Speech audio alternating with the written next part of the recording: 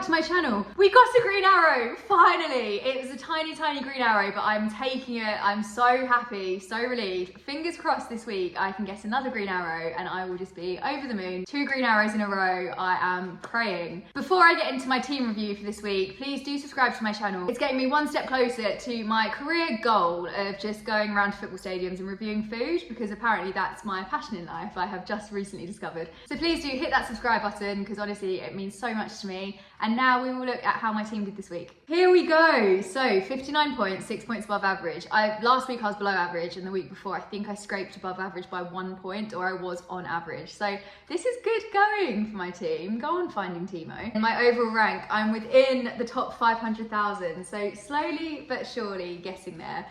Let's start with the keeper. Oh, Pope. This just hit me with memories. Okay, so this weekend I actually went to see the Southampton-Newcastle game. Newcastle fans, I'm putting out there, your energy is unmatched. It was amazing. The away end had more atmosphere than the rest of the stadium. It was so incredible to witness. I kind of wish, and I'm sorry if I have any Southampton viewers watching this, but I do wish I'd been in the away end, because honestly, it just looked like so much fun. I understand that Southampton fans aren't having the best time right now, and especially with the news about Ralph this morning. Side note, that actually always makes me laugh because my dog's called Ralph, and then there were all these tweets about Ralph resigning. Anyway, that's only funny for me. So I was at the game, and we actually ended up leaving a little bit early because the atmosphere, as I said, we were in the home end and it was quite dead. So we left before Southampton scored. I was so confident that Pope was going to get a clean sheet, that he was going to pick up bonus points, and I felt really smug because I put Ward on my bench, who secured 6 points. So this week I was wrong with the goalkeepers, but these things happen. So Pope got me 3 points at least, which isn't the end of the world. It could have been a lot worse. But again, it is annoying because that extra 3 points probably could have gone quite a long way. But never mind, we will see what happens this week. Hopefully I make the right call this week. That's all I can hope for. And then coming into my defenders, Cancelo, -2 points. Who saw that coming? I did not. I had the City game on my iPad, and then I had the Forest game on my TV, but the Forest game was muted. And when I heard what was happening to Cancelo, I was absolutely raging. I was not in a good mood. The red card, come on man, it's so frustrating. And also, the City-Fulham game was one I needed City to perform. And all of the drama ahead of the deadline about Haaland being on the bench, I was really hoping Cancelo and De Bruyne would pull me through this one. But Cancelo did the exact opposite. He won't be going anywhere on my team because he is such a good asset for me. And generally, he doesn't let me down. But I'm really hoping the next fixture against Brentford, he is on his best behaviour, defending, score a goal, do something wild, just get me so many points to make up for the red card this week. It's so disappointing. But I think there was a lot of widespread sadness, and the people that captain Cancelo, oh my goodness, -4, that is tough. If you can survive that in FPL, you can survive anything. So Cancelo, massively disappointing, didn't see it coming, but fine, whatever. And then Trippier, woohoo, legend. Oh, actually, so going to see the Southampton game on Sunday, I did film it on TikTok, so I do mini match day vlogs, and you can follow me in there at Yelena FPL, have a watch. I was dancing around with Sammy Saint, the mascot. It was a crazy day. But Trippier, it's so exciting actually seeing players that you have in your team in real life. It adds to the thrill, doesn't it? The only annoying thing is when you have players like Almiron that end up scoring and they're not on your team, and you know your rank is just plummeting because you're missing out on those points. But Trippier, really pleased with, and he picked up 3 bonus points, which is always the best. I absolutely love it when my players get bonus points. Really decent that he actually got taken off before Southampton scored the goal, so he kept the clean sheet points, which is very jammy. And hats off to people that did captain Trippier, because after his performance last week, it was a really good call to captain him because he got 11 points against Villa. So maybe that's something I should have thought about. I think I missed out by not captaining Trippier, but whatever, these things happen. And I'm personally quite adverse to captaining a defender, but I think Trippier could be a good call in future. I might have to put a bit more faith in my defenders, not Cancelo, but the rest of them. Nico Williams, I will be honest, I've kind of got myself into a headspace now where I expect him to just do really well to surprise everyone. He didn't do too well this week, conceded a goal.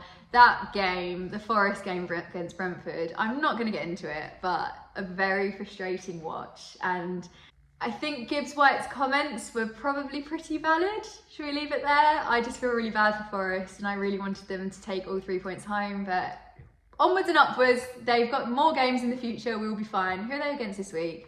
Palace. Okay, so I'll probably be benching Nico Williams because I do have Zaha on my team. But yeah, there's not too much to say about Nico's performance. At least he played for the full 90 minutes, so conceding the goal wasn't the end of the world. At least I didn't get 0 from him. Fine, Nico, you can be benched next week. De Bruyne was my captaincy choice. I was quite set on De Bruyne actually. With all of the rumours going around about Haaland, I couldn't deal with the stress of not knowing whether or not he was starting. So I just went straight for De Bruyne and it was fine. I got 14 points from him. Irritatingly though, I did take Salah out for De Bruyne and then Salah scored 2 goals. Now when I tell you, that was a game that I actually ended up streaming whilst out for dinner. Just had it silently on the side, and seeing Salah score once crushed me, and then seeing him score twice, I just felt like I had been buried in the ground. I was so annoyed. And also last week I just kept on saying, oh well, he's done something now, so I'll take him out because at least he scored a goal. Then he goes and scores 2 goals. I think he got his best haul of points so far this season, the week I transferred him out. Yeah, maybe I should have had some more faith in Salah. There's not really too much more to say. Really annoying. And I'm also hating myself because I'm tempted to bring him back in. This is the worst thing. I need to just leave my team alone. Once we get going after Christmas, I will be setting up my team and then not making transfers. I think that's the way to go. I've actually, funnily enough, noticed in my mini leagues, my friends that aren't making transfers are doing really well. And I do need to remind myself that I've picked these players for a reason. So if it's not broken, don't fix it. That is the motto of this story. I'm going to try and have a new approach where I take players out if they're injured or they've got a red card, something like that. That's the only time I'll tweak it. Otherwise, I need to just try and leave it.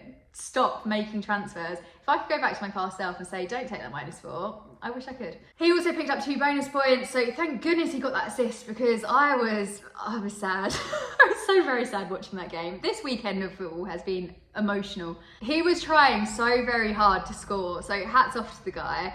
I really was expecting him to maybe score 2 goals, maybe like a goal and an assist, something big, and especially with Haaland not there, I thought he'd overcompensate.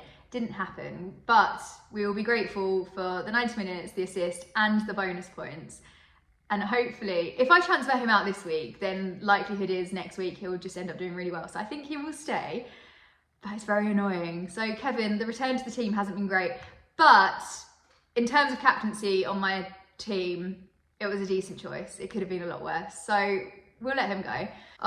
So in another positive note, my Arsenal players. Arsenal are playing Chelsea. And if you have subscribed to me for a while, you will know that I'm a Chelsea fan and I find it really hard, having Chelsea players on my team, which is why my team is Chelsea-less, because I get too invested. I can do with other players blanking, but when it comes to Chelsea, it really hurts me inside. And then I had 2 Arsenal players against Chelsea. So I went into it, I actually tweeted this.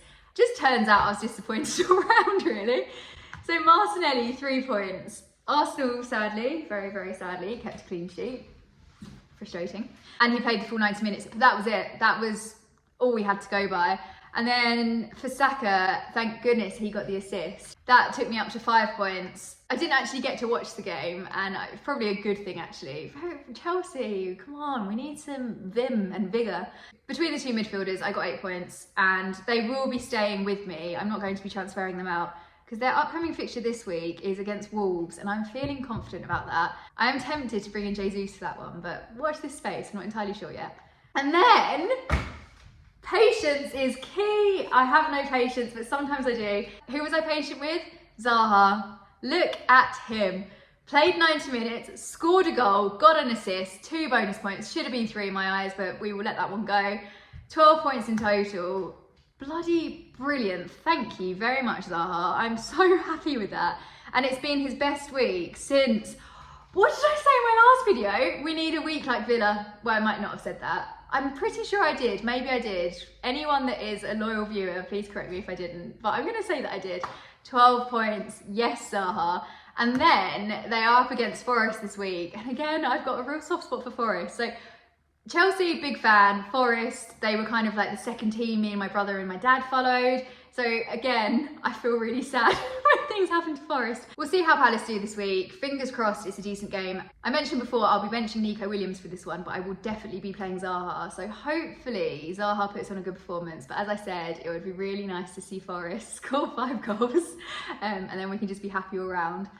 Then coming into my front three, Wilson, 1 point. This happens, doesn't it? Players haul, everyone transfers them in, and then it's an absolute blank. I wasn't expecting to get 19 points from him after last week's performance, but I was expecting a little bit more. And especially after seeing how Southampton were playing, I think it just would have been really nice for some Wilson involvement. It's fine, he may still be under the weather. We were warned about it, I still brought him in. But we will move on. Not too much to say about Wilson. I will be keeping him on. I think I may be benching Wilson this week, but I don't know if that's me as a Chelsea fan rather than looking at how well my team may do with Wilson on it. So watch this space. And then Haaland. This man is just unstoppable. I understand there were reasons that he couldn't play. Obviously he needs to take it easy. But how does he come on and he scores a goal in 26 minutes? He is just unstoppable. I'm glad I didn't captain him. I did get slightly more points than De Bruyne, so that was a good shout.